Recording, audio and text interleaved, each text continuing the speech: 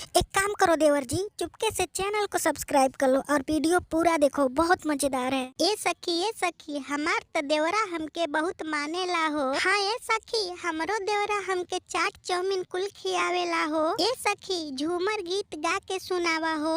हम देवर मिल के गइनी बजरिया, हम देवर मिल के गइनी बजरिया, देवरा हो पीछे से तन तोरा भैया, देवरा हो पीछे से तन तोरा भैया।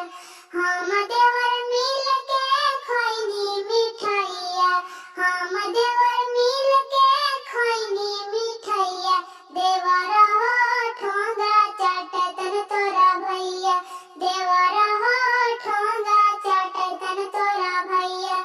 हम देवर मिल के सुतनी से जरिया, हम देवर मिल के सुतनी से जरिया, देवरा हो भुइया लौटे तन तोरा भैया, देवरा हो भुइया लौटे तन तोरा भैया।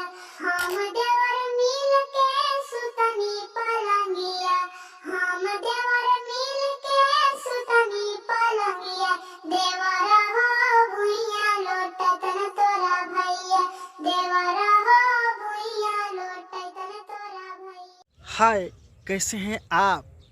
यह झूमर गीत आप लोग को कैसा लगा प्लीज़ कमेंट बॉक्स में बताइए और चैनल को सब्सक्राइब करके वीडियो लाइक कर दीजिए। मिलते हैं नेक्स्ट वीडियो में।